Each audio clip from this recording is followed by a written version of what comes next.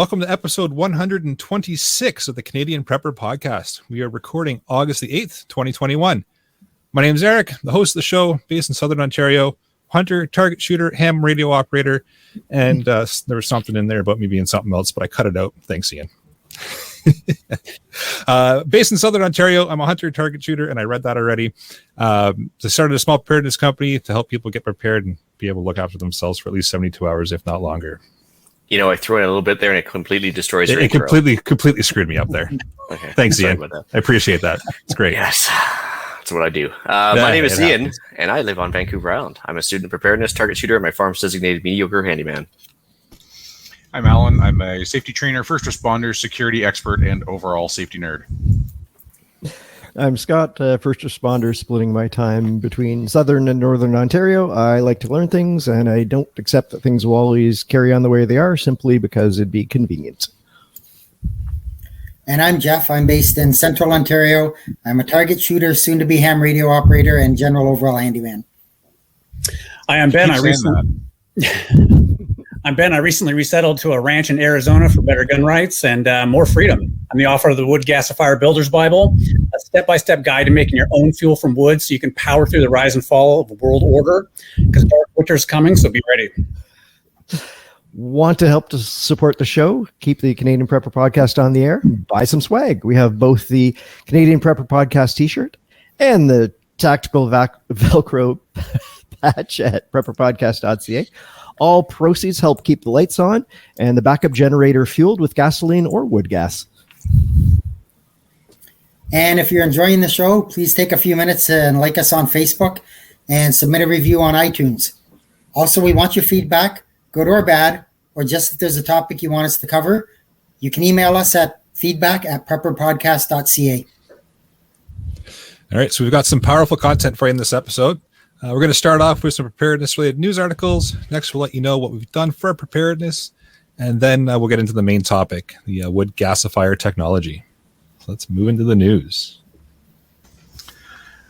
In things that surprise no one, Quebec is implementing a vaccine passport that allows fully vaccinated people to have more freedom than others. Our dear leader supports this concept and wants to roll it out over the rest of the country. So be prepared to show your papers or not do things that you could otherwise do, because some people are more equal than others. Yeah, 2 weeks from 2 weeks to flatten the curve to papers, please, in a year and a half. Mm-hmm. Took a little longer than I thought it would, to be honest. Yeah. Related article for me, mandatory vaccinations. I guess he's asking if it's legal for federal workers to be subjected to mandatory vaccination. So I put an article link in there as well. But funnily enough, going with my age-old theory that whatever's in the headlines is the exact opposite of what happens 3 weeks later, I put in a couple other headlines for reference that 3 weeks ago, he actually literally said there won't be mandatory vaccines in Canada. And now here's Quebec. My head hurts. What? Yeah. What? A politician lying about something. Politicians. Hold on. This is the first time that has ever happened in life. I know politicians are shitty people, but I hold out some hope that at least they could be honest for at least a month.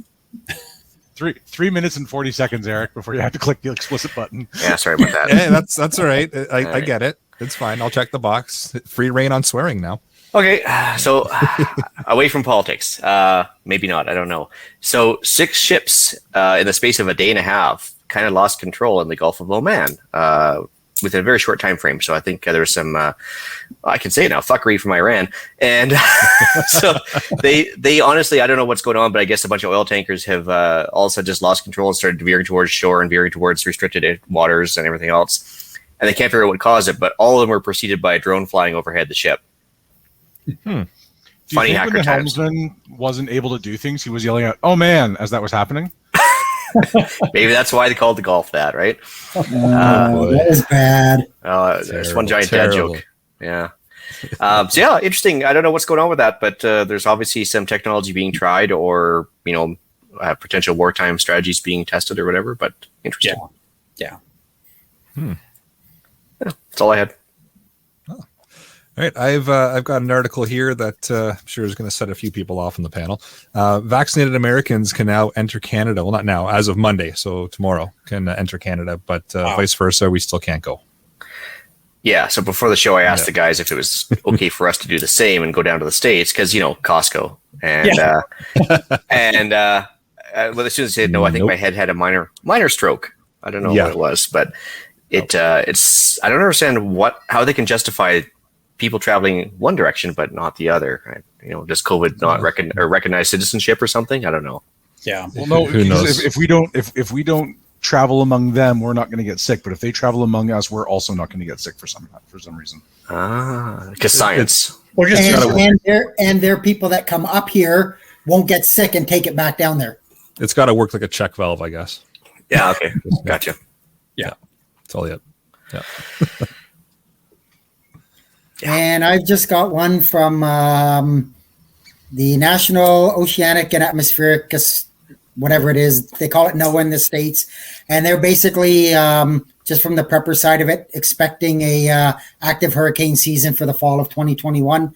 They're saying it's not going to be the worst, but there's a 60% chance that it's going to be above to more than above average. So just kind of keep your eye on your stock and things you've got if you're in an area where there's a possibility that you could be in the path of a hurricane. Let's also be aware that weather forecasters are wrong something like 85% of the time and still manage to not get fired. Yeah, true. This is true. Which means which could go one way or the other. It could be the absolute worst season ever seen, or it could be a little damp for a few Or they days. could go work at the CDC. Yeah. Well, or it could be like the Farmer's Almanac that has told us, and I didn't put it in there, but they're saying for this upcoming winter, it's going to be another cold and snowy winter, which is what they've been saying for 3 years, and we've had next to nothing. So Hold on, it's going to be cold and snowy in the wintertime? yeah, I know. It was shocking, Come isn't on. it? I Does that think, mean I'm going to start my Hey. snowblower 3 times instead of twice? Yeah, apparently. I think it's interesting because, like a baseball player, if you do your job well, a third of the time you're considered good. That is actually considered above average. Yeah. Yeah. I don't know. Fair enough. My news article kind of springboards off Jeff's, just looking at some problems they've detected with the Gulf Stream, and sort of the whole conveyor system circulating warm water around the Atlantic. And if that starts breaking down, it's going to further create weather problems. So yay, more things to prepare for. Yeah. So what we're saying is that first there was weather, and then there was a predictable pattern of weather, and then the pattern's changing, so there'll be more weather. Huh. Gotcha. Regardless of the cause, weather events are going to happen. Let's put it that way. Yeah. So you should probably prepare for them. Yeah. And You probably already have because you're listening to this podcast. there you go. Just saying. Shall we move into what we've done lately for preps? I think that's a great idea, considering we're all listening to this podcast. I had some firewood delivered, some nice hard maple, and got some advice from a very wise fella about how to take down all those trees that fell and broke in that rather nasty windstorm I had a couple of weeks back. They're all kind of hanging awkwardly and not something I want to venture into haphazardly with a chainsaw. So that will be one of my coming projects. Nice. Cool. And I did some more food prep. I pulled out and just did my monthly test on my generator. We're having, now I'm not sure having what Eric's about to say, but we're going into a fish camp next month, and one of us is taking our generator to run it. So I just thought I'd pull it out and test it. I didn't realize that Eric had bought one of those good deals. I repaired the propane lines on the trailer. My mom noticed that she was going through an abnormal amount of propane, couldn't find any leaks, couldn't smell anything. I tried to convince her to, just take a lighter and go along the line and see where it lit up, but she wasn't willing to do that. So I don't know why, but, and I'm speccing out a metal, they call them a job box, as opposed to like a toolbox. It's just I mean, Greenlee and a couple other companies make them, and I'm looking at that as a Faraday box that I can put my generator in. That will probably save me a substantial amount of money as trying to build my own with some fabric. So stay tuned for that. That's a big heavy duty box. I like it. Yeah. That'll be good. So for myself, I picked up a Furman generator on a pretty good deal, thanks to the better Andrew on the OG CPP, and Jeff for the fish camp. 2 is 1, 1 is none. So there we go. That is true. That's so true. Yeah. Clean up my coax cables in the office here. So just for my ham radio setup, I had a couple of cables coming in just through the drop ceiling here, and it didn't look all that great. So ran those to the wall and made a couple of face plates to the wall and a little pass through. So it's all working. It looks a little bit more professional now. So no more wires coming down from the ceiling, at least not coax cable. Awesome. As for myself, put some random switches in while you were doing that. Well, why not? Just make people guess. One switch that doesn't do anything. Mm-hmm.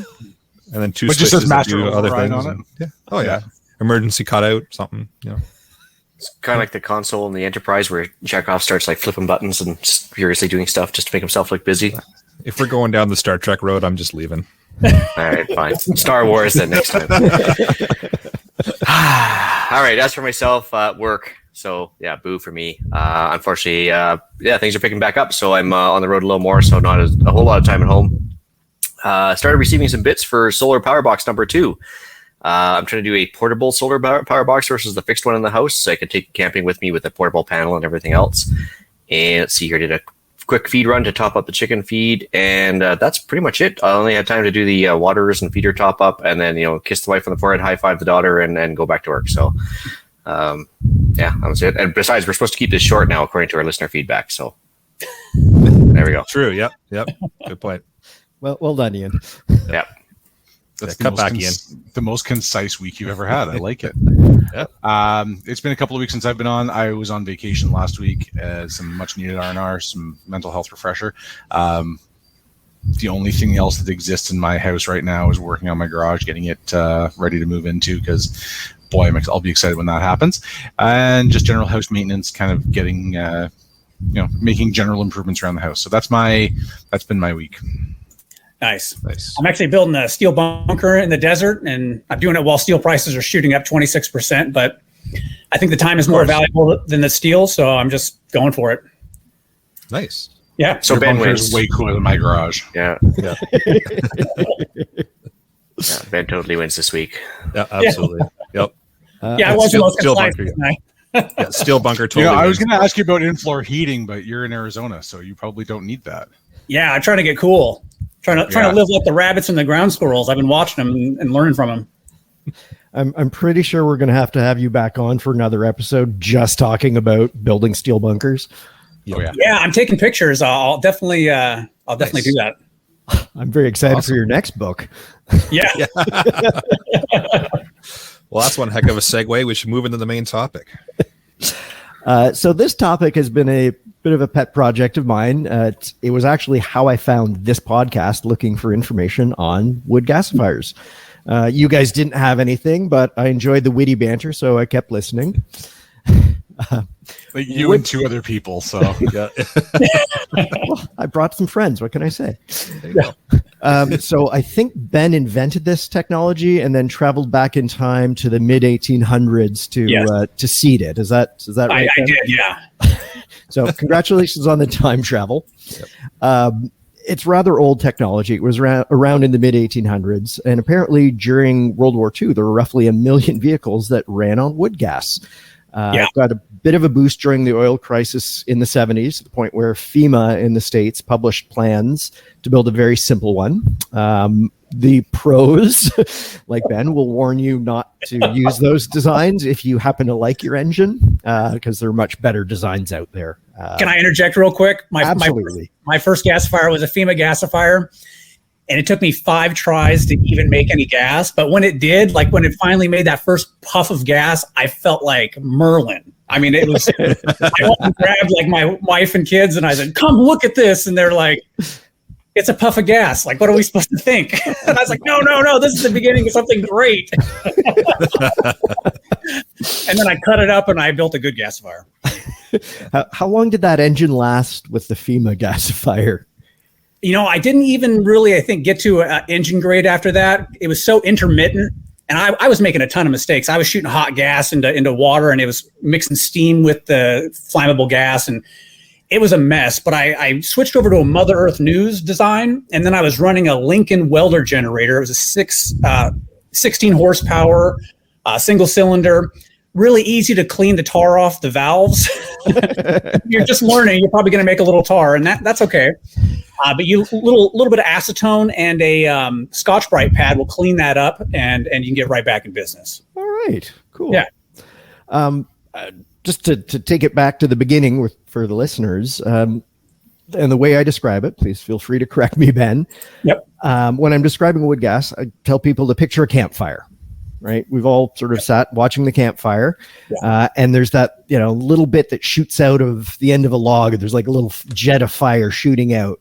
Right. And that's basically wood gas, right? If you put a metal funnel on your fire, you'll notice the little flame at the tip. If you stretch that tip further and further and further away from the fire, far enough to get that tube into an engine, you're taking some of those combustible products and putting them in the engine, right? The burn in the campfire isn't just a one-step process. It's a whole multi-step process, but it's all happening kind of at the same time under your marshmallows. Yep. If we divide up that process, so the flammable gases are rising up, but they're not burning until they get enough oxygen, hence the dancing flames. That's kind of what we're trying to encourage with a big metal machine. So if we build that funnel to split up the stages of that process and move some of the gas from the campfire to burn inside the engine, we can power an engine. Yep. Bit of an oversimplification, but that's essentially explains the concept, I hope. Yeah, that's a good concept. I also like to use a blacksmith forge just to kind of get the idea. The root of gasification is charcoal. Even though we can focus on wood, the chemical synthesis happens to charcoal. We'll talk about that a little bit later. But again, it's getting that airflow over the surface. You want it starved of oxygen, like Scott just said. And then, you can start pulling off the gas and running engines. So wood gas has less energy density than other fuels. If we picture the tri-fuel generator that we were all talking about a couple of weeks ago that Costco had, put gasoline in it, you get 10,000 watts. Put propane in it, you get 9,000 watts. Natural gas, you get 7,000 watts. So it's the same engine, but you get different output based on the fuel. Yeah. So with wood gas, it'll vary depending on what you're putting in, like a nice hard maple versus balsa wood. Yeah. But, as an estimate, let's say you get 6,000 watts. Yep. Is that a safe number to kind of look at? Yeah, probably 5,000 to 6,000 watts. If you wanted to add a little kind of blow or push to the air inlet, you probably get up to about 6,500 watts, kind of a little electric supercharger kind of deal. So, you're trading that energy density and convenience for fuel availability. Yeah. Like, I have way more trees on my property than I have fossil fuel wells. So to me, it just makes sense to be able to use that as as my fuel source. So it's really cool that smart people like Ben have refined a device to produce clean combustible gas with a high temperature, low oxygen burn. Admittedly, most of what I know, I learned about from Ben's book, The Wood Gasifier Builder's Bible. Admittedly, mine's only the second edition. Sorry, Ben. It's all good. And then all the matching videos on your very informative website, woodgasifierplans.com, and sort of all the linked videos on YouTube. And there's some fantastic stuff out there. We were talking about a little before. So it's lovely, interesting technology that I'm absolutely mesmerized by. I'm very excited to have you on as a guest, Ben, because I don't need to be on the podcast anymore now that we've done this show. So I'm pleased to introduce our guest, Ben Peterson. Thank you so much. I really appreciate you guys having me on. Been at this for about 15 years. And when I first started, I was so different. I was like helping, real estate developers, like Donald Trump sell $250 million worth of real estate in Vegas. I was a totally different person on a different life track, And then I started trading options, and I learned about, basically what was happening with subprime. And then I just kept going down the rabbit hole. And then I started reading globalist docs, and I started to see Agenda 21, all this other stuff, and going, holy cow, this is real, even though it sounds insane. And so I took my little family and I moved us to the middle of nowhere on a 20-acre farm out in the Pacific Northwest. And I tried all sorts of stuff. I tried, the thermal electric modules on the wood stove. I tried, solar panels were still about $5-6 a watt at that time. Looked into steam, but most of the people who sold steam stuff, they were like, you're going to blow yourself up. I was like, well, I don't want that. And then I stumbled on wood gasification. I couldn't believe that it existed. I'd never heard of it before. I thought it was an internet hoax at first. And so I was really like the ultimate skeptic moving into it. And but I saw the need. I'd moved my family off grid. We're getting ready for what's happening now. Everything that's happening now is what got this started, back then. And so kind of my own journey, I was just tinkering in 2007 and posting up, YouTube videos. And then in 2008, just a terrible storm swept through the Northwest. It froze over the freeway. Power was down for a couple of weeks. And all I had was this kind of Mother Earth News era, kind of gasifier and my Lincoln welder generator. And you know what? I was able to defrost pipes and power things and keep my life moving forward. And it was an aha moment. It wasn't pretty. I did make tar and I wasn't running 24/7 or anything, but it kept me alive and it kept me welding and working. And I felt like I was master of myself still. I wasn't a victim of, the weather or anything else. And so after that, I just decided I want to teach everybody because, wood gas is hard without a teacher because you're building a refinery. It's, it's a personal scale refinery and you got to get the chemistry right. So that's kind of what got me in and made me a believer. Well, it's kind of funny because I was watching probably almost 10 years ago now. It's Engineer 775. He has a YouTube channel and he does all sorts of things, water catchment. He does wood gasifiers. He does all this stuff. But everybody else just touches on it. They never actually go into any detail. And so, it was always one of those prepper things where you're like, oh, wood gasifier, good idea. But I have no idea where to even get started. So actually, I'm glad Scott got on this. And it's too bad we're going to lose him after this episode. But anyway, but honestly, because there's so many basic questions, a guy can ask that really there's no other source for it. So I'm certainly glad you're doing your channel. I'm trying to put it into perspective for the average listener, though, that obviously knows about what I do. And I read your document there, and it said basically you can plan for 2.5 pounds of wood per kilowatt hour. So kilowatt hour meaning 1,000 watts for an hour, as far as power generations. So I kind of worked it out to 111 9-watt LED bulbs from Costco or 16 60-watt bulbs for an hour is what you can do with 2.5 pounds of wood, which is basically a kilo for us in Canada, right? So you're a little over a kilo, for sure. Sure. And so and of course, I guess depending on the type of wood you're using, hardwood or pine or whatever, but that's actually still pretty energy dense when you think about it. Yeah, it really is. If you fill a 5-gallon bucket full of wood chunks, what is it? It's in the book. I think it's about 22 pounds of wood equals the energy density in a gallon of gasoline, to give you an idea if you wanted to make that kind of comparison. So that's maybe 2 5-gallon buckets full of hardwood, maybe, depending how you kind of cut your chunks or whatever. Yeah. So as far as size, if you're going to try and power a vehicle, which might be a little bit, I guess, audacious as a startup thing, but if you're trying to power a pickup truck or something, how much space in the back of that bed would it take up? Well, it depends on the length of the bed, but you're probably going to take up a good half of it. Okay. I've done a Ford F-250 back in the day, but I was using stainless steel gasifiers and I wasn't comfortable parking it outside because I just felt like scrappers were going to come and take it out of the back, and it's just too shiny. You know what I mean? If you're gonna do it, you got to do it like Wayne Keith and those guys. They just use 55-gallon drums. I'm not a fan of that thin metal, but keep it kind of basic looking. And I did a dump truck one time, and I actually put it on the front, and that saved all the space. I didn't want to put it in the dump because that would have been really challenging to carry gravel around the property. But and then the plumbing was really easy because it was on the front, so I just went right back to a makeshift carburetor. it was ugly, but I got it around the road and got a YouTube video out of it and whatnot. So, to go 100 miles, you're probably going to eat up 30 to 40 pounds of wood. It'll depend on the size of the engine and the weight of the vehicle. You want to keep it light. The guys who really do this, they like what are they using? Like a Dodge Dakota with a V8, like Wayne Keith, and drive on wood. That's what he uses.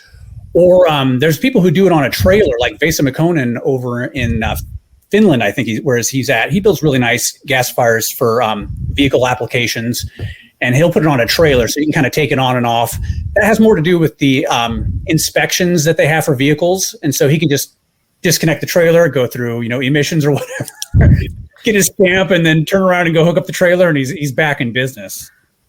Okay, and so just basically the engines, are they pretty much almost straight compatible with a wood gasifier, or is there major adjustments you have to do to the engine to accept a wood gasifier gas? Back in the day, we used to really focus on advancing the timing just a little bit, because there's hydrogen and carbon monoxide in the gas. So the hydrogen burns really fast and the carbon monoxide burns slow. Combined, they have an effective octane of about 104. So it really likes a high compression. I mean, if you could put it in a spark ignited diesel engine, that would be the ultimate. Then you get all the power, or not all of it, but a lot of the power out of it. It definitely, it's a flammable gas, so you want to use a spark ignited engine. If you want to run it in a diesel, it's more challenging because you have to kind of blend up to 80% wood gas and still have some of that diesel to get that auto ignition. Okay. So definitely something to think about. And so running a vehicle on wood gas, I guess differences in maintenance, be my big question. You mentioned tar removal. What's that all about? Well, ideally, when you have your system tuned in, you're not going to make tars, at least once you're up to operating temperature. And so you have a flare mode. Basically, kind of how it works is, the first 5 minutes you're making wood smoke. And then it starts to get flammable. And as soon as it is, you want to light it, just so you don't have to smell the smoke. And then right about 10 to 12 minutes in, the system's hot, you're ready to go, and you should be making a tar-free gas. And at that point, then you send it to the engine and you start running, and everything should be good. Tar is something, it can be design related for sure, but a lot of it's, just kind of new user stuff. And then just kind of sizing everything. You want the right size gasifier for the right size engine. And what I did in my book is I put a hearth sizing chart. And so you know exactly the dimensions in the hearth where the chemical processes happen to pair the hearth with the right engine, whether it's stationary or vehicle or whatever your application is. Okay, could you equate kind of tar with creosote in a chimney for a wood stove? That's exactly what it is. So It's just incompletely combusted, creosotes and oils. You're either not getting hot enough, or there's not enough what's called residence time. It takes a little bit of time for that stuff to break down, depending on the temperature. Right about 1100 degrees Celsius, it tends to break down pretty quick. There are designs that are more slow gasification, where they might only go up to 950, but they have a way of making the chemical process go slower. So it's fine, it works. And there are people who have more of a fast gasification approach. It's more of a blacksmith forge. You're just hitting it with as much air as possible, getting it just fast and loose and doing it that way.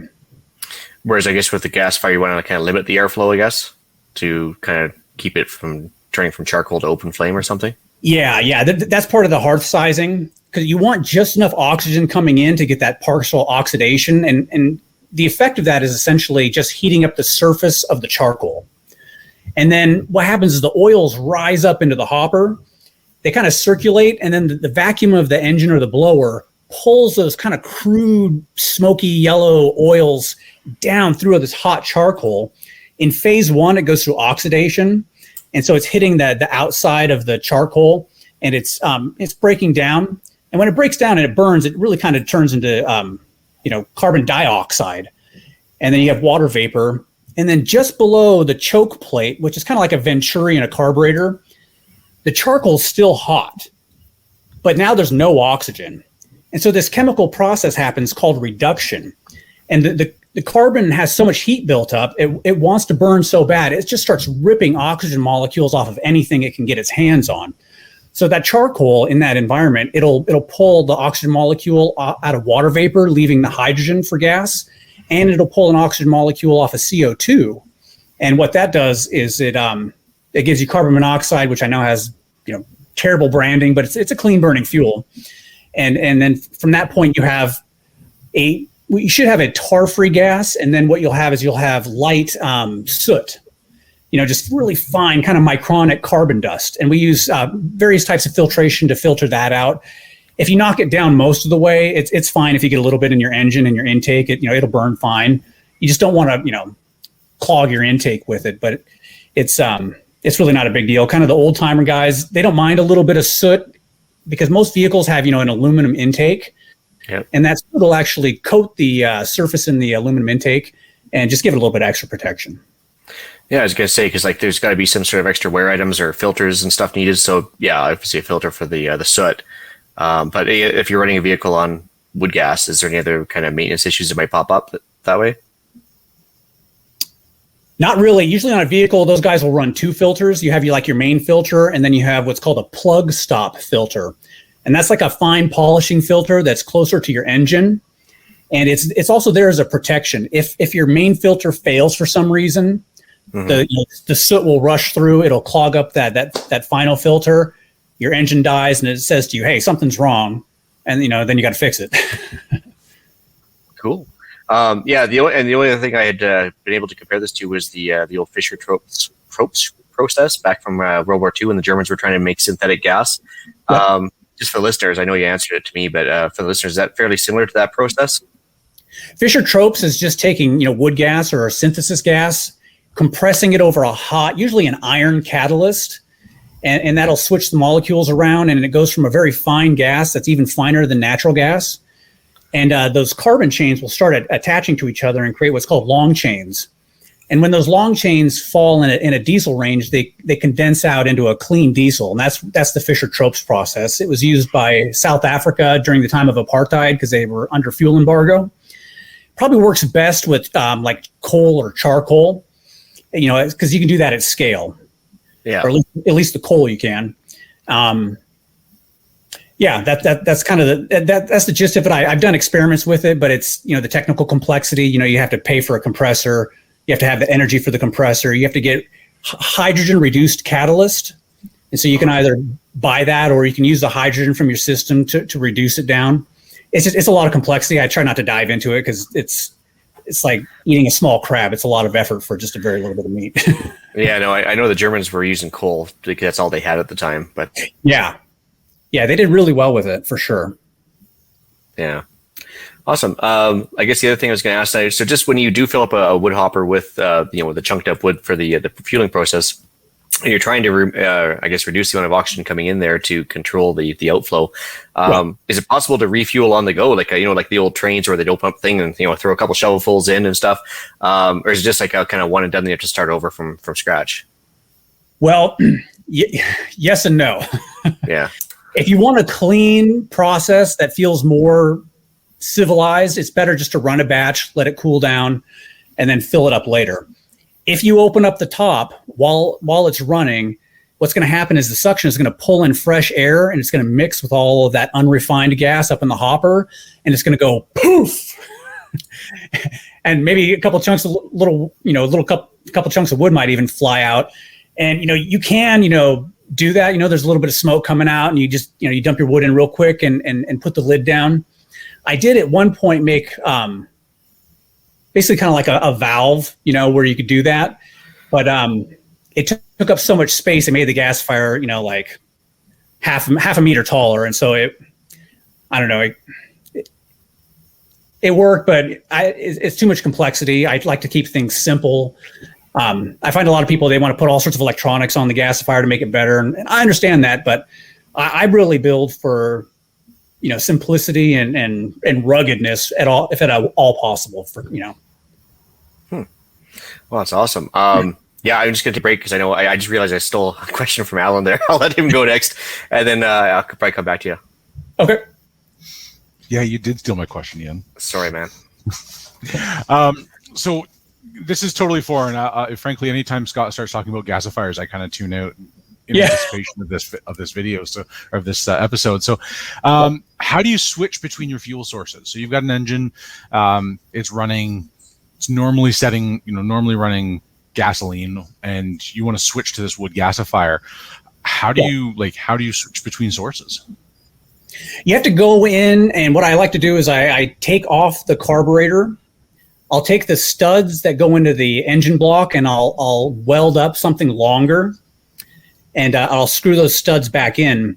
And I'm trying to create, I don't know, maybe like 4 to 5 centimeters of gap. And then I'll put a T into the side in between the carburetor and the engine block. And so I'll bring my wood gas in before the carburetor, because I don't want any of that light soot going through the carburetor and plugging up any of the venturis. It'd be easier just to run it through the carburetor, but over time you're going to lose your gas functionality because those venturis will get clogged up. So in order to run dual fuel, I would put some sort of cap over the gasoline carburetor, and then I would open up like a valve to my wood gas, and the air inlet should be as close to the intake as possible so you get good mixing and a quick startup time. One time I was experimenting and I moved the air intake a foot back. And so when I was starting the engine, it's just sitting there kind of choking on pure fuel, and it couldn't ignite until that foot of travel was pre-mixed with oxygen, and then it would run. So kind of lesson learned, keep the air intake as close to the actual engine intake as possible. Okay. And I actually have there's a section in the book on how to convert an engine. And if you really want to go all the way, you can even automate it with electronics using like an Arduino or a Raspberry Pi. Kind of sucks to have to go to that level of complexity. But if you're running AC power, it really wants a crisp 3,600 RPM or 1,800 RPM to make that clean AC power. Now, if you want a more fudge factor, if you get like an engine and hook it up to a 48 volt or 24 volt, DC system, the engine speed can float up and down, and you can kind of just set it and and roll with it for a little bit. Okay. And the other question I had, I haven't done any research into this at all in anticipation of asking you all these questions. So you mentioned that you would size the hearth and the system to the supply and the demand. Yep. Can you give me like an approximate how big would a wood gasifier be that would run a dump truck? You said it was on the you had it on the front of the truck. So how big is this thing? That one was I think I used propane tanks for the inside. I put the air jacket on the outside. And so propane tank is about 15 inches crosswise. So I think the overall outside diameter was about 19 inches. Let me look up, I can tell you the hearth dimensions real quick if you give me a second. I just picture a wood gasifier being a really large appliance that would take up a fair bit of space. But it doesn't seem like that's necessarily true, or? Yeah, I mean, I try to get the footprint down to 2.5 feet by about 5 feet for something that size for the dump truck one, and then try to use your cooling lines either underneath or you kind of hide them. So for a 5-liter engine, I have these kind of hearth sizing charts. So your the height from your air jets to your choke plate, and this is a picture of your choke plate. Again, it's like the venturi in a carburetor. Mm-hmm. If you've ever had to tune a carburetor. So the choke to jet height is 5 inches. Your choke hole diameter is going to be a little over 5 inches. I would use 10 jets on that, and the spacing from tip to tip on the jets is going to be about 12 inches. And so it's not a small. This isn't a small apparatus. No, it's not totally small. You can go to micro gasifiers if you're going to use charcoal and just small engines, and you can really shrink it down considerably from there. I have used the cooling tubes as almost like a pallet underneath. So what's holding up the gasifier and what I put wheels on and whatnot, I'll actually make that cooling tube sometimes just to make it nice and compact. Okay, that's great. Just out of curiosity there, noise level, I mean, other than the obvious engine and the generators themselves, but like when you're first flaring off the gas to kind of get up to temperature and everything else, the first 5 to 7 minutes there, what kind of noise level are we talking about? Is it like a steam engine where it's kind of hissing off, or is it fairly quiet? Or It's pretty quiet. You're just going to hear the hum of a blower, like a shop vac. Well, not even really as loud as a shop vac, but kind of in that range. Okay. Yeah, so I mean, like, people always talk about solar being super quiet and everything else, but it makes noise. I mean, if you have a big inverters and everything else, but I mean, it's not exactly super loud, that's for sure. Yeah. So let me just kind of try to walk people through the process as best I can from the beginning. All of the chemistry that happens with charcoal, and so what you'll find with wood gasifiers is they really work best with wood chunks, because wood chunks break down into chunky charcoal that, you want it about the size of your thumb and a bit larger. And so, you could go and pick up branches from your property. This is the part I love. You just run it over a bandsaw, and now you have some, chunky wood.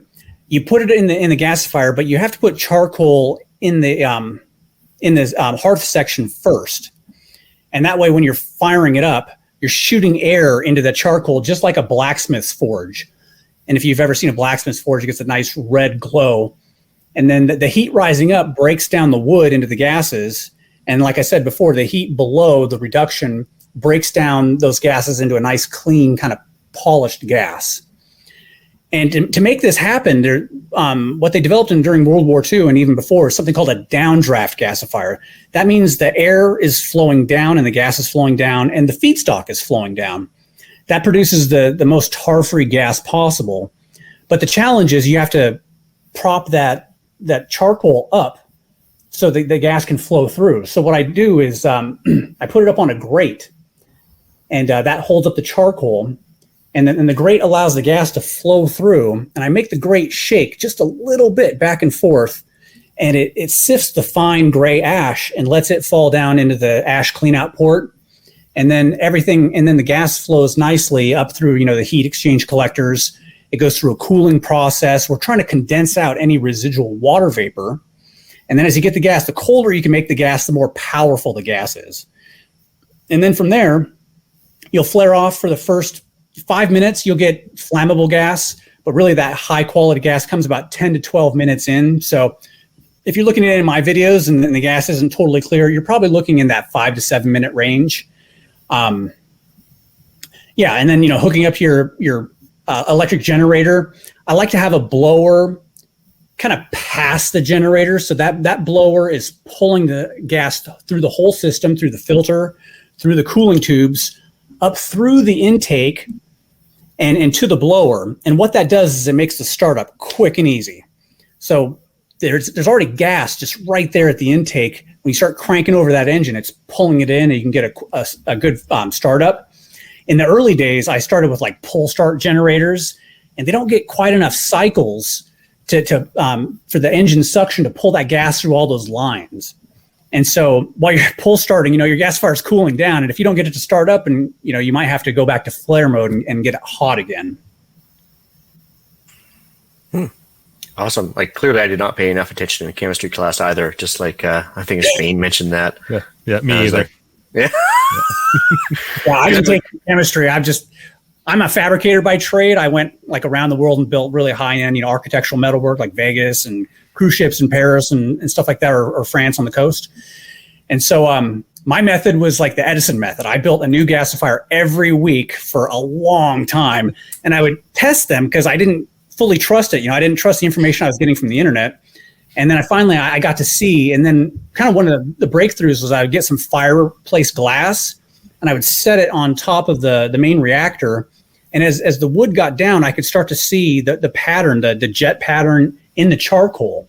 And that started telling me a lot about the reactions happening inside. Like if you've ever looked into your fireplace while you're having a fire, it's a cool experience. And so I do the same thing with a gasifier. I started looking through the top, but it's not super practical. So then I switched up to a sight glass, and that sight glass is positioned on the outside of the machine right in front of an air jet. So you can look through the sight glass and look right through the jet and see the color, happening inside the hearth. So You want it as close to kind of like white hot as possible. You don't want it to get too dull. And it tells you a lot about the velocity and the things that are happening inside. Or if there's no charcoal at all, you won't see any flame. And that tells you, okay, the machine's either empty or, we have to figure out what's wrong. One of the main challenges with wood gasifiers and the pitfalls that grab people is trying to get the wood to fall down. It's releasing all these sticky oils.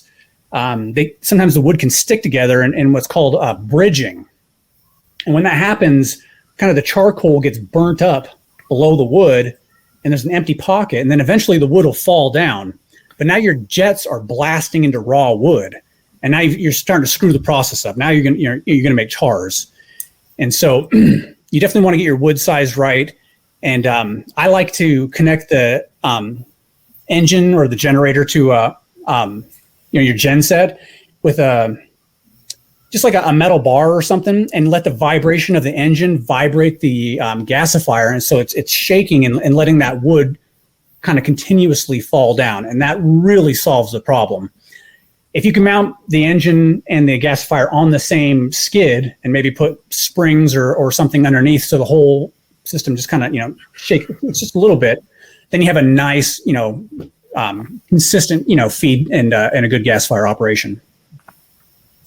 Awesome. Scott, you had some questions too? Ben, you've talked about, doing these one a week for the last 15 years. How many gasifiers? Well, for the last 15 years, just when I was getting started. So I probably built, like 20 practice gasifiers, over the years.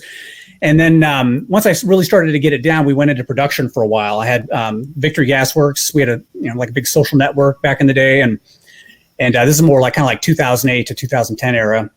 And so I started building then, and I switched up to stainless steel. I like it better. It performs better because it's more thermally resistant. It doesn't move heat as much as the mild steel. It costs more money.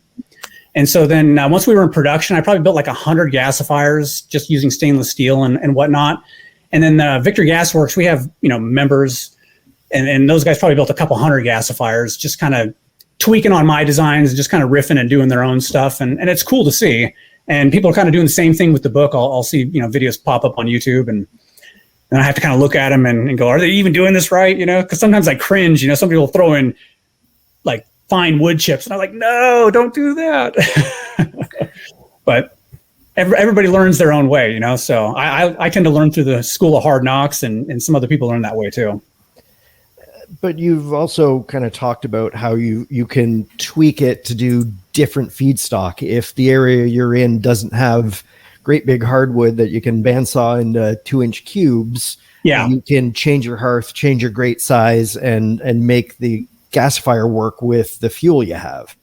Exactly. That's what I'm faced with here in Arizona. I don't have good access to wood, except the pallets that I pick up in town, when I run errands. So I have some wood, it's free and it's available. I like pallet wood. It's nice and dry. The one nice thing about Arizona, though, is the wood is so dry. Up in the Pacific Northwest, it's so wet. Trying to keep your wood dry, especially in the wintertime, it's such a pain in the ass.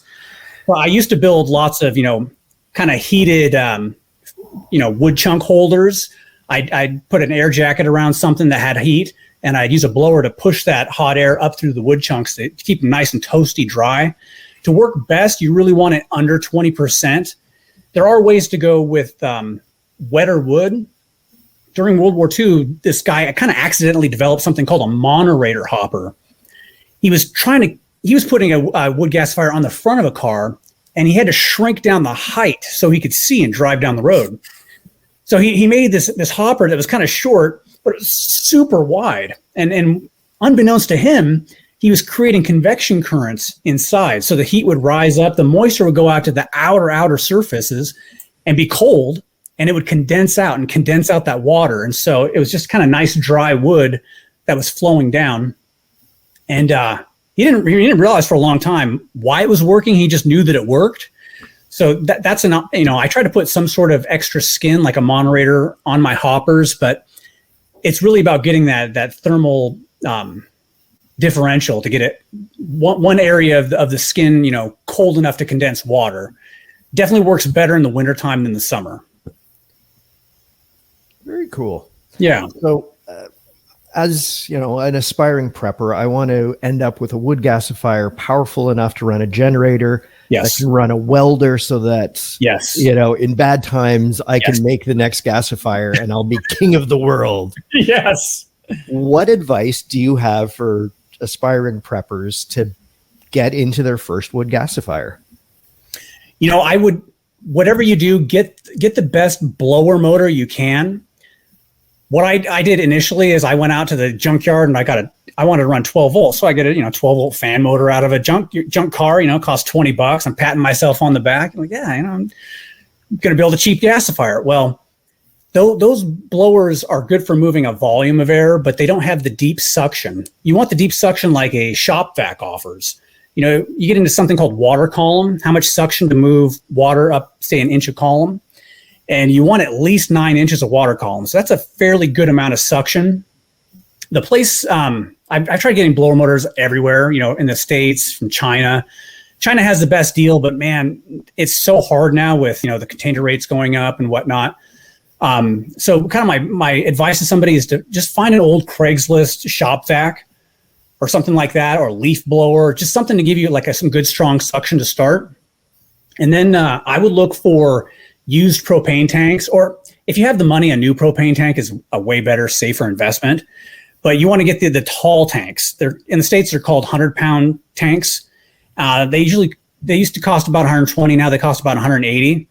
But it's 1/8 inch steel, and it's rolled in a cylinder, so it saves you so much fab time. So if you get the kind of the good housing to start, and then you get a good suction source to get it going, so you're getting that hot tar-free gas. The next thing is it's so mundane, but it's so important. It's the grate. There's different styles of grates. The grate is that thing that's holding up the charcoal. The gas is flowing down through the grate slots, and you got to find some way to shake it just a little bit to get the ash to fall through. But you don't want to shake the heck out of your charcoal, because that just releases more soot into your gas stream that you got to filter out. So you can do what's called a hanging grate. You can hang your grate on chains. And if you're a vehicle gasifier, the driving will kind of bump it and move it around. But for stationary, I probably designed like 20 different grates to get to the one I have now. And it uses a little, what's called a maker motor. You can pick these up for like $70. And a maker motor, just a little 12 volt motor, moves about 50 or 60 rotations per minute. And I'll use that for my grate, and I have it kind of on an oscillating, as the motor moves around, it kind of has a reciprocal motion in the grate, and it just shakes it. So I would get that. That's the thing that's going to give you steady gas flow. If you just have a gasifier with just like a solid grate that's not moving, you'll get gas for about 15 minutes, and then the ash will plug it up. So I did that a number of times. I made that mistake lots and lots of times. But if you can just get a little bit of motion, it works good. I like to make it more intermittent. So you can get a relay from a company called customrelays.com, and you can just tell them what you want. I want a on-delay relay. I want something that's going to come on for 3 seconds or 4 seconds every 3 or 4 minutes. And that's all you need. You just need to come on for 3 seconds, just do a little shake, and then a couple minutes later it'll do it again. So that's really the maximum amount of automation you need. But if you have those three things, if you have a good grate, if you have a good vacuum source, and you have a good housing, something that you can weld up and make airtight, that's definitely the first place to start. When I watch YouTube videos of other people's stuff, it's awesome that they're out building. But I look and I see kind of all the mistakes that I used to make. You know what I mean? And I have to bite my tongue not to critique them. But I don't want to come off like a dickhead, so I just kind of mind my own business and don't say anything. Well, yeah, we call them 20 pounders, 100 pounders up here as well. So get used ones for sure off Craigslist or whatever, quite cheap. Bane brings up some sage advice as well. He says, remember to cut the propane tanks underwater with scuba gear. That way you don't blow out the shop windows. So I guess used tanks you probably got to purge them out with get rid of the propane before you start cutting into them. But yeah, ideally, if you get them in a scrapyard, somebody's forced to cut them in half before they can put them into a scrapyard. So if you can find those scrap tanks, then somebody's already cut it for you, and that's going to be a lot safer. I have drained down full tanks and and pulled out the valve and filled it with water, and it's just kind of a stinky mess. It's just way better if you can to buy a propane tank, or if you're building something small just for experiment. You might be able to get like an old oxyacetylene tank or CO2 tank, something like that. Just a good solid housing. And again, the seal is really important. So I'll go to a company like McMaster Carr and I'll get silicone cord, either 3/4 of an inch or 1 inch.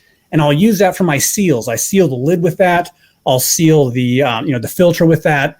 Anything high temperature, then I use the fireplace, the braided rope that you put around the outside. Yep. And that's a pretty good seal on the ash clean out or anything kind of down in a hot area. Awesome. Yeah. So from my question, I guess sort of right now. So on one side, you're needing it airtight so it more or less smolders, but you've also got to have a way to get air into it to get it to start to burn in the first place. So yes. What process do you use for that? Do you just use like they would on a stove to damper it down, or what do you use for that? That's absolutely a great question. I use usually like an 1 1/4 check valve for a smaller engine, or if I'm going to do something bigger, I'll put 2 1 1/4 check valves on there, and that way it's just a one-way flow. You can just flow the air in, and if the system needs to shut down, the valve closes off, and you're not leaking smoke out everywhere, because with gasifiers you want to create a nice user experience. And if you're leaking smoke or especially if it has carbon monoxide in it, it just doesn't look good. It doesn't give people the feeling that it's safe and effective and done. So those check valves really help to kind of create that one-way flow. And then what I'll do on my lids is I'll put a spring load. And so in the event that there is any sort of mixture of oxygen and fuel inside, you'll get what we call a poof. It's like a wood gas sneeze. And it's a micro explosion, but it's not dangerous like gasoline. It's like a big achoo. And if you let your lids, kind of rise up with a spring, you'll relieve that pressure safely. And also, I sent you guys some study schematics I had from a long time ago, and I don't know. You're welcome to post those up for your people or whatever you want to do. So they can I have a flow chart in there, and they can see kind of what's step 1, step 2, step 3, what are each of the parts of the system labeled. And so you kind of get a better idea after listening to this, or you can, follow along with the schematic while you're listening to have the best kind of understanding of what we're talking about. It's kind of a challenging topic because you're trying to describe things to people sometimes that they don't have any prior knowledge of, like whether it's chemistry or manufacturing or whatever. So, it's good to have as much help as possible. Appreciate that. I'll get them up on the website for everyone so they can see them. Nice. So yeah.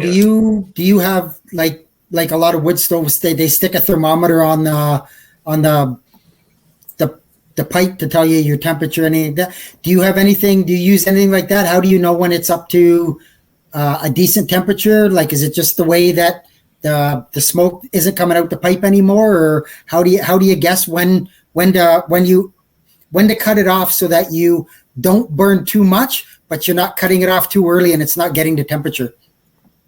Yeah, that's a great question. So I used to put thermocouples on everything. So I know what the temperatures are, like in the combustion zone, you're going to be like 1,000 C on up to, like 1,200 C. And then as you get down below the choke plate, you'll get down to about 900 degrees centigrade. And you'll get these reducing reactions happening right up to about 600 degrees. So right as the gas is about at the grate level, we want the gas leaving there probably about 550 centigrade. And then, and so to answer your question, yes, you can put them in. And Steve from Off Grid 48 is actually putting a thermocouple up through the grate shaft. I have enough experience that I just look through the sight glass. I can tell by the color of the hearth inside, whether it's red or orange or even like white hot. That tells me a lot about what's going on. And you're very correct. The quality of the gas coming out So as it gets finer and finer, it gets clearer and clearer. You can have just a tiny wisp of, kind of looks gray, it's just water vapor, but for the most part, it's very clean. And those cues tell me quite a bit. I'll also put my hands in, maybe in different places. And I know by the time, the cooling tubes are hot, that's, usually a pretty good indication as well. What you can do is you can take off the sight glass. And since the sight glass looks right through the jet, you can take off that sight glass and rig on a cap that has a thermocouple in it, screw that cap in. I would bore that jet out a little bit more because you're eating up some of the, the airflow with your thermocouple. Your thermocouple's, I don't know, like a half a centimeter or something in diameter. So you just bore that jet out a little bit. And so you can put a thermocouple in there, but when you're pulling, 12 or 1300 C, you're going to eat up a lot of thermocouples over time. So it's good for testing and getting used to the machine. I don't rely on it as much as I, used to. It's a good thing to use. If you are going to go with automation, you can put thermocouples in various places, and it's nice to have a snapshot. But it's something that kind of raises the cost and the complexity of the system. I'm kind of I prefer to be an ultra low tech guy. What got me into gasification is really about powering like a remnant of people through anything. It could be what we're in right now, or it could be a pole shift in the next 10 years. It has to be brute force simple in order to work, in a low resource, situation. So that's kind of the direction I've gone. A lot of other people have gone super high tech, and you could do that as long as your circuit boards are working. But the minute you're not, what are you going to do? Well, I think the crowd around here. Me, I much prefer the KISS theory. So just keep it simple, stupid, and that's the way to go. And because that was kind of my thing. I mean, you're experienced enough that you can look through that glass and you can see what it's doing. Yep. I would have no clue, and that's where I'm saying, give us something to help us out. Absolutely. Simple people to know where we're at a good stage. And it's a great question for sure. Well, I would think that the vast majority of people listening to this podcast would want to do this for, an alternate backup fuel source. Aren't going to want to have something that's susceptible to EMP either. So I'd say it's definitely that kind of thing. But no, I think it's nice to see that this is like a legit alternative. Instead of scrounging around for propane tanks afterwards, it's like you could actually go around and set up a wood gasifier and run a generator quite successfully. So that's pretty awesome, actually. Yeah, and like I said, if you get those kind of critical components, you get a great shaker system, you get a good suction source, and you stockpile some propane tanks and the silicone cord for the seal. That's a really good start if you did have to run on generator power, building your gasifier. That's definitely a good place to start. And somebody in the question there asked, and I meant to ask it too. This only works on carbureted engines, correct? It doesn't work on a fuel injection or anything like that. You've got to have a carburetor, like a port to be able to get in, right? It doesn't. Will it work with a fuel injected engine? It gets more precise here. You kind of want something. It will work with the fuel injected engine. You want to get something older. There's computer codes like OBD1 and OBD2 that kind of dictate, what the programming parameters were. Like I think a 94 Ford F-250 was, OBD1. And so you want to be as simple as possible. Some of those you can hack into and change the performance curves. So fuel injection, can be okay. It adds another layer of complexity. I would prefer to just have, a wood gas inlet and go carbureted kind of for the whole EMP, kind of scenario. But yeah, you can do it. Wayne Keith does that. You can find his work at Drive on Wood. Like he uses the Dodge Dakotas and they have fuel injection. I think the same thing with, I don't know if Vesa runs through fuel injection or not. He tends to have older cars. He might be a carbureted guy, but that's yeah. I prefer the carburetor. Well, I think do it on both. Well, and I think the nice thing is that most generators are still carbureted. I mean, very few of them are fuel injected unless you get super fancy. But I mean, like the vast majority of the champions and stuff out there, even like the Honda EI 2000s, they're all carbureted. So, I mean, yeah, there's definitely alternatives there. That's awesome. Yeah. So I think live chat here's got a question. Yep. Just in we covered regards to, I think we did, but engine timing. I think you mentioned you do have to make some slight modifications. When we started out, that was kind of like what everybody was talking about, and we did it, But I noticed people don't really do that so much anymore. I think everybody's kind of got enough wood gas hours now. We go, you know what? It's not destroying the engines like, we potentially thought. So I run everything just at stock now.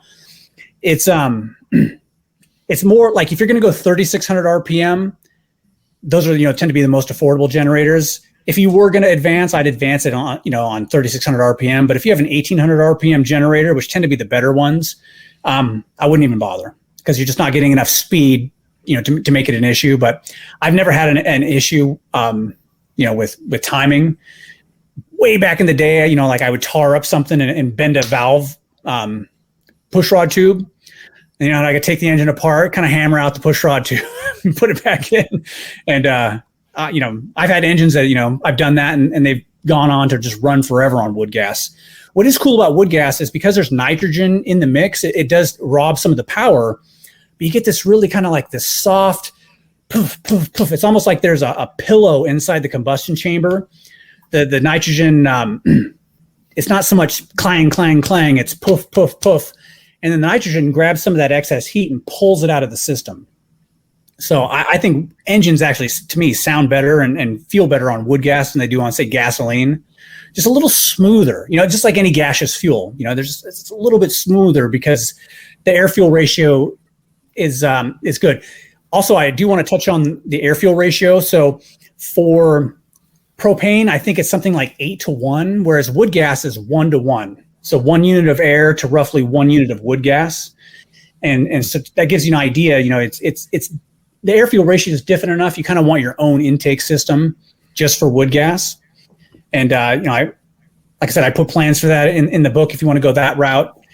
If you get some practice with wood gas and like I said earlier, you pull the gas right past the intake. So the gas is so close to getting into the cylinders, you get a nice quick startup.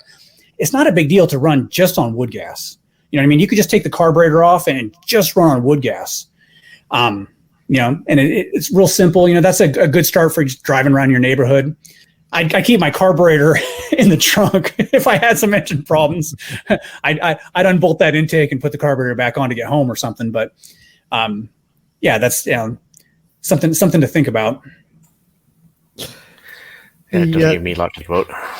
The lovely thing about your book, Ben, is it's all simple materials. Start with this propane tank. Easy to source materials. If you want the CAD files, you have those on your website, so you can have someone laser cut your steel so that it's easy for a beginner builder to manage. Yes. Yeah, people have loved the book. I used to be kind of a snob. I only build stainless steel gasifiers, but the average person isn't going to build a stainless steel gasifier. So I made the book, and I didn't know what people were going to think.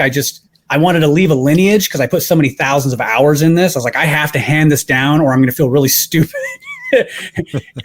Putting all this time in, I'll listen to the ex-wife bitch and moan about, you're covered in creosote. You stink like carbon monoxide, There was a lot of trials and tribulations in those early days. And so I wanted, to pass down the knowledge and try to move everybody forward. And,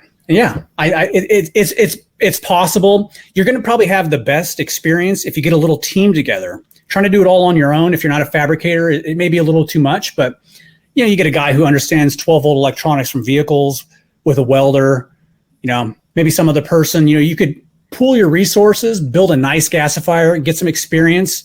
If it's not for you, just put it up on eBay, try to get your money back and, at least you tried. Yeah. But I think once you're into it, you're really going to like it. It feels like magic. It feels like there's a crack in the matrix and you're like, wow, there are things that are possible that are just hidden under the surface. Like I lived in a logging town growing up and everything was wood, but nobody knew this. Nobody said anything about wood gasification. So, it's there. It is possible.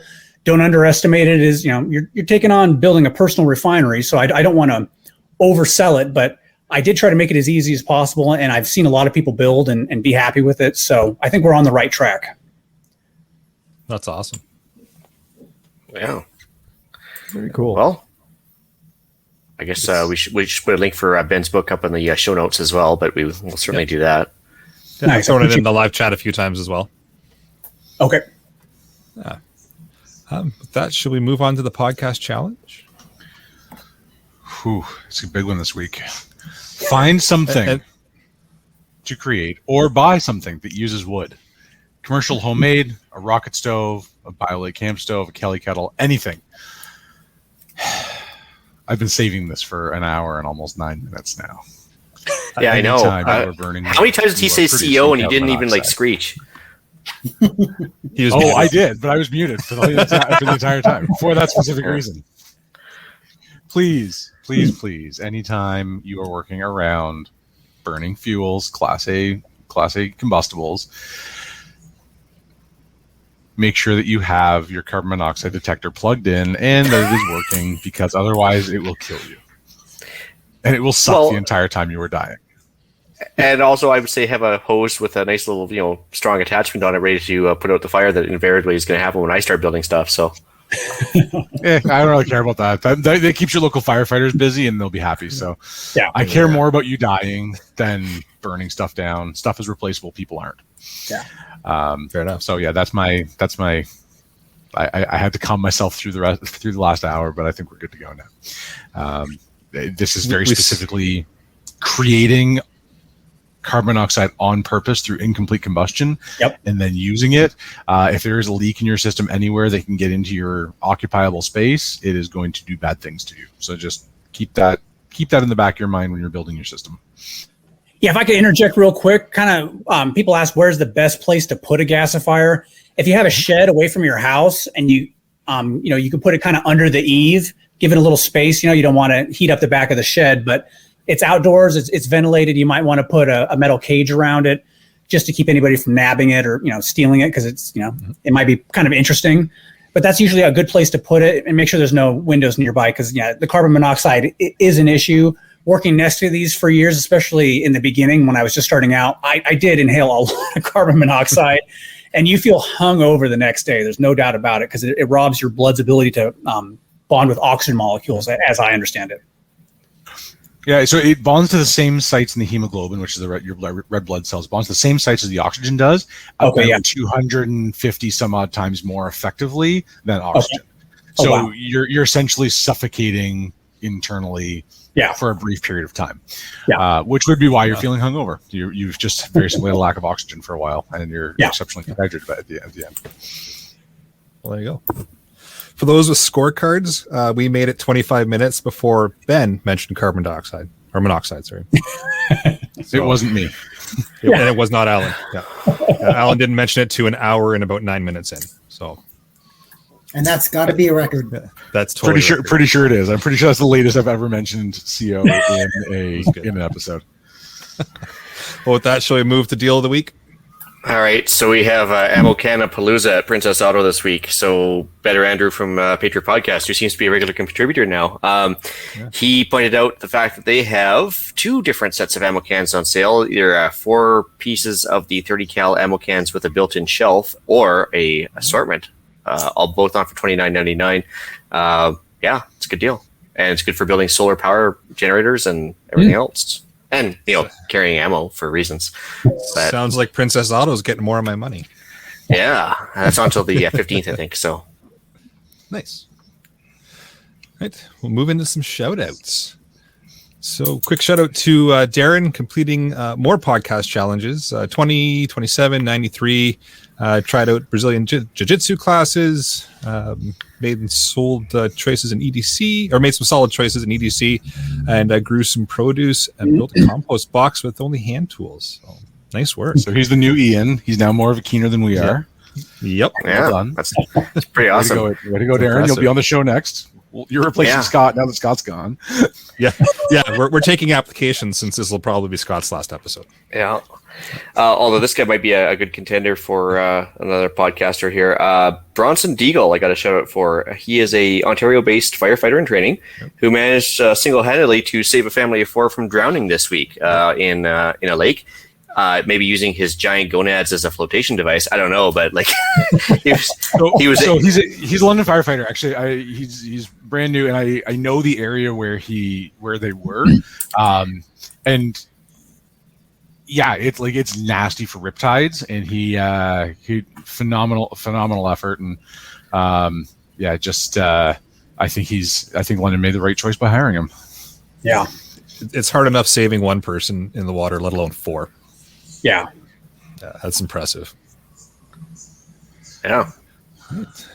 Email iTunes reviews. Ooh. So we got one from Kyle. And Kyle says, ideas for future podcasts, fire safety for the home. Most people don't have the proper fire extinguisher, which includes size, type, and knowledge on how to use them. Also, the maintenance on extinguishers. I thought Ian left because I was in the live chat for the first time. Well, so we'll start with episode 26. We kind of did a little bit on that. The high level, we will. I was saying before the episode, I don't want to really do an entire episode on fire extinguishers because I would be the only person that finds it interesting. But there's a lot here. So in short, sizing the right extinguisher and getting the right type of extinguisher depends on the hazard that you're coming across. So whether it's most extinguishers you would get for your house would be Class C, which will cover your Class A solids, your Class B liquids, and live electrical. That makes the most sense. There's also a Class D, which would be for flammable metals like magnesium, and a Class K for oils and fats if you were somebody that had a really weird deep fryer setup on a consistent basis. The high-level maintenance, flip it upside down once a month, give it a quick shake, keeps the powder inside from getting all cakey, and then inspect the outside for any visible damage. Make sure that the needle is in the green on the gauge, and if it doesn't have a needle, don't buy it. And then check the expiry date. They need to be hydro tested every, I think, 10 to 15 years, depending on the size of the manufacturer. So check on that and replace it before it needs to be done. Do the same thing with your smoke detectors and your CO alarms. And when the fire extinguishers expire, get your kids to practice using them, and then you can go refill them. Yep. Yeah. So there's actually a company because I'm local to London. There's a company here that actually they'll take their old non-certifiable fire extinguishers and sell them for $10 filled. So it can't be certified. I mean, you can use it if you want to. You can keep it around, but they're perfect for practicing.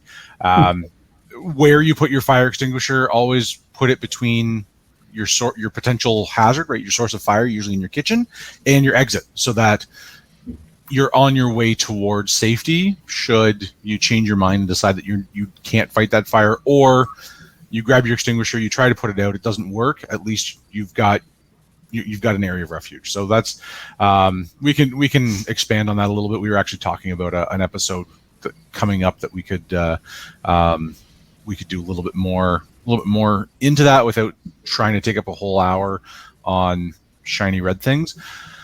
But that's a great. Those are some great options, and then mostly we just kick you in out at random because it's fun sometimes. Yeah, and I'm antisocial, so I just left anyway. So, Yeah. All right, come back though. Yeah, cool. I got one from Rome with 2 M's. It says, "Gentlemen, I want to thank you for putting on this podcast. It's become my favorite, so much so that I've gone back and listened to your entire Spotify catalog. Impressive. It is funny." Yeah, it is funny and informative without the "we are all going to die" on so many other prepper podcasts. Well, we could do that if you want. Well, we are going to die, but we might as well have some fun in the meantime. Yeah, everybody's only got so many years to live. I found the news segment very interesting. That what we have done for preps is getting a little long. My apologies. Yeah, we'll do better. I do have 3 questions for the panel. He must be in the Ian and Hughes section of the podcast. Yeah, like those episodes were. You guys are totally competing. Yeah. Oh well. I do have a few questions for the panel and a few suggestions for future shows. So 1, here in the USA, once you get your tech license, the FCC can make unannounced and warrantless inspections. Wow. Eric, you want to touch on that? Yeah, so I nerded out and actually copied the Radio Communications Act Section 8 into the show notes here. Don't worry, I'm not going to read it verbatim, so everybody calm down. Long story short of it, I know, sorry. Long story short of it, inspectors can go into anywhere at a reasonable time without a warrant in Canada, except a dwelling house. So your home. A dwelling house, they require a warrant. To get that warrant, they need to have either already been turned away or have reasonable grounds that they will be turned away if they go and ask for permission first. So they can apply for a search warrant for your house, but it has to be a search warrant. They can come knock at your door and say, hey, let us in. And you can politely say, because Canadian, right? Please go away. But they can apply for a search warrant. But for residents, long story short of it, they need that warrant. They need to come and ask nicely, and you need to let them in, one or the other. So, but commercial building, they can just come in anytime they want, warrantless to search. And that's cool. Section 8, Radio Communications Act. All right, cool. He also asked Section 7 about possession, or Article 7, possession by Her Majesty. That's kind of interesting. I put a little tinfoil hat comment in here too about Section 7. So Her Majesty may assume and for any length of time retain possession of any radio station and things necessary for the sufficient working of that station. So read into that how you want. So proving once again we don't have property rights in this country. But absolutely not. Yeah. All right. He also asked, what about the use of black powder firearms? In the U.S., as long as it does not use a 209 primer, which is a shotgun primer, it is not considered a firearm. Yeah. Well, for once, again, very rarely, Canada is better off than the States. We actually, believe it or not, if it's a matchlock, flintlock, or wheel lock, less than 500 feet per second, less than 10,000 kilojoules, and less than 20 millimeters, and smoothbore, it is not a firearm. Actually, believe it or not, up until this recent gun ban that we had, we were actually allowed cannons, mortars, grenade launchers, and everything that were not considered firearms. No problem. And then also they introduced all these new restrictions. But we've always been able to send guns through the mail, Riola guns or flintlocks. But the good news is, black powder firearms, generally, if they're flintlock or don't use a primer, basically, so you can use a fuse if you want or whatever, it's not considered a firearm. But generally not used. There is black powder seasons for hunting around here, but there's not a big uptake on that. For reasons I just listed off, which sound ridiculous, because, you might as well just use a pellet gun at that point. I would genuinely like to go deer hunting with a cannon, just see how it goes. Actually, I saw a guy at the range a little while ago. He'd actually taken a helicopter drive shaft, bored it out, and he turned it into a smoothbore 50 cal mini cannon with a spring assist on it and everything. And it was fuse powered and smoothbore, so it was not a firearm. Wow, I was that's awesome. I was like, that's pretty cool, actually. And he was he was basically lobbing it at the 100-yard target and stuff. I was like, good for you, man. That's awesome. Yeah. But he actually had to mount it into the bench with a lag bolts, or else it was going to fly backwards. But anyway, pretty cool nonetheless. Cool. Possible future shows, he says. Food that our ancestors used, such as pemmican, parched corn, hardtack, fruitcake. I love fruitcake. I really love fruitcake. Nobody likes that. Portable soup, biltong, or beef jerky. So, there's certainly, we actually have Carmen coming on hopefully next week, and she sounds like this is right up her alley here. So, there's certainly something we could cover off on the show there. And also, he mentions maybe what the pioneers took with them, taking a look at the Oregon Trail, the Mountain Men, or people that went over the Chilkoot Trail in the Yukon.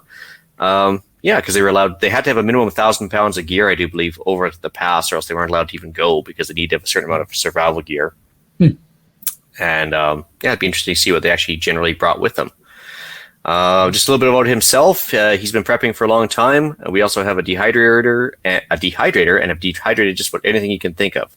Also a medium-sized freeze dryer, and we used a water bath and pressure canner. We're going to be trying retort canning soon as the retort bags are delivered, which I don't even know what that is, but I'm sure Carmen will tell us next week. Yeah. Anyway, thank you from Rome. That's pretty cool. Yeah, those are some great ideas. I love some of these ideas. Well, we can expand on all of those, sure. Yeah, no, for sure. Yeah, it's awesome.